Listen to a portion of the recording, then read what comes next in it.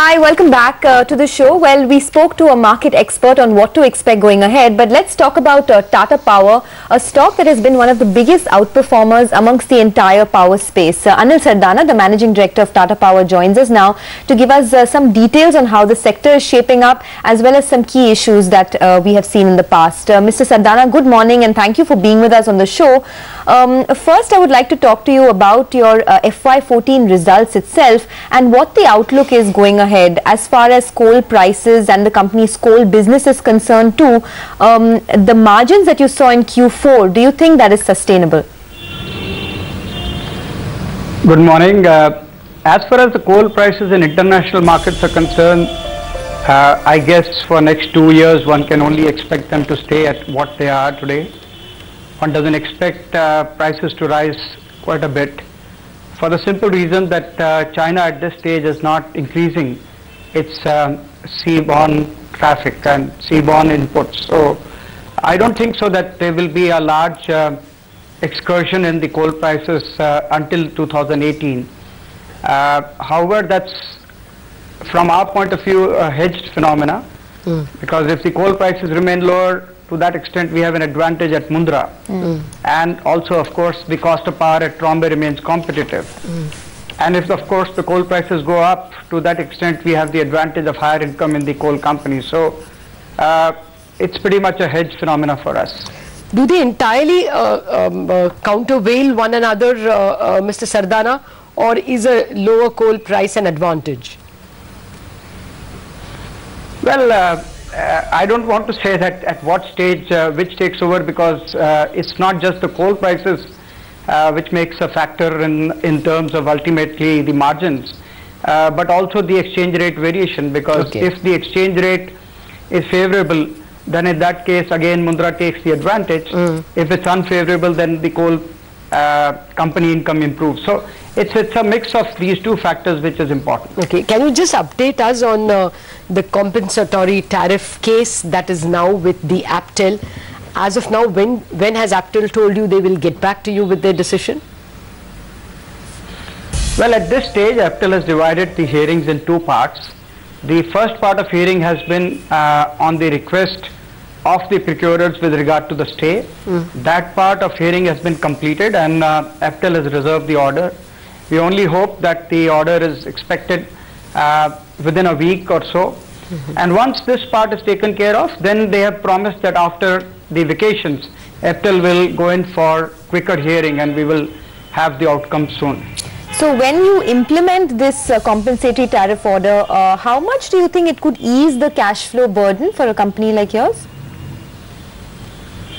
Well, the compensatory tariff will fully take care of the variable price of the coal. So all the under recovery that we have today on account of Mundra, that will stop. So that is the major factor, and today's prices, actually the cost to beneficiaries will be about 40 paisa or so. There is another element of implementation, if you recall, which is to place the extra power on long-term basis. Extra means we are guaranteeing 80% availability to the present set of procurers.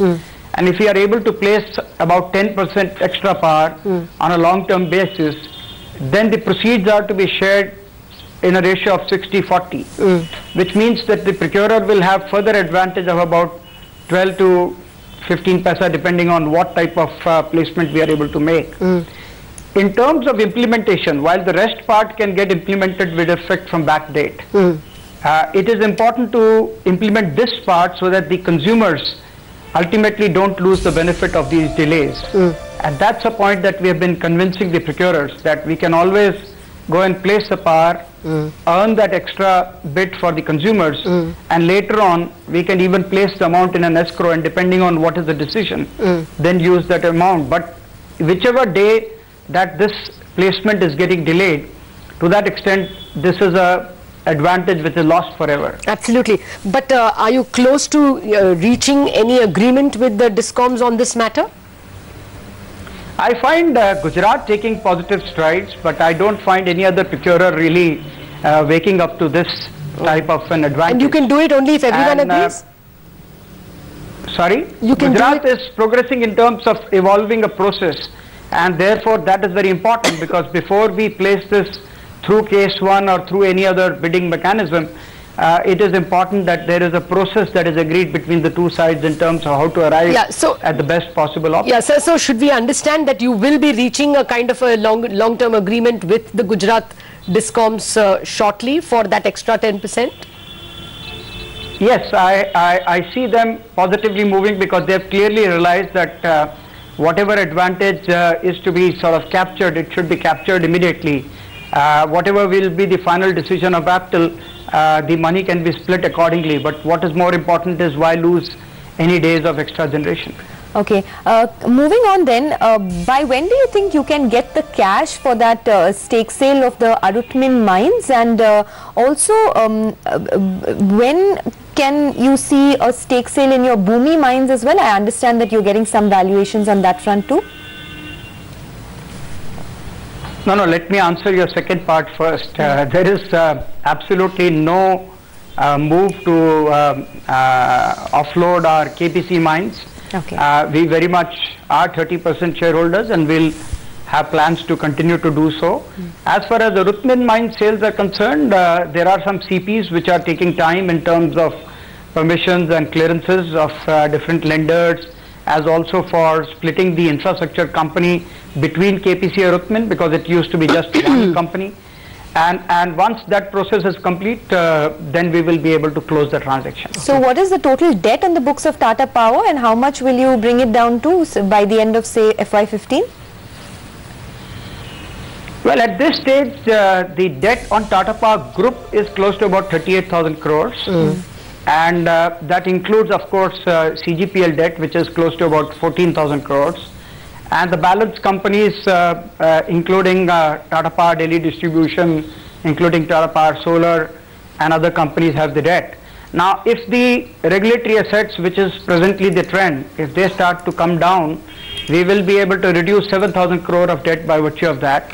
Of course, the Mundra debt is long term, and once the compensatory tariff issues are behind us and the Arutmin proceeds are available to us, our ratios will be very healthy. What about the order from the Delhi electricity regulator? We understand they're looking to issue an order outlining the roadmap for recovery of regulatory assets. What is the latest you have heard from them? And as and when, if that order comes, how much relief will it give you for cash flows and for debt? Lata, the Regulatory Commission in Delhi has already come out with an order which is basis the Supreme Court instructions to them, which actually suggests that now there will be a 10% surcharge which will be used for the purpose of recovery of regulatory asset. By virtue of this, in our case, if the other part of the tariffs, which basically means if the fuel price escalation and the other parts are taken care, this 10% surcharge would help us to recover the regulatory asset in 5 years' time. Okay. Oh, okay. All right, Mr. Sardana, we are out of time. Thank you very much for joining us and updating us on several issues that confront your company. So that's the word coming in from Tata Power. It looks like a fairly decent amount of relief is on the way, both in terms of regulations as in terms of coal prices and the money that will come from the Arutmin coal mine. We have to wrap up Bazaar on that note. We leave the market in a slightly tenuous state, but the dip has been bought. That's important, which will mean there are trading ideas on the horizon. All that coming up for you.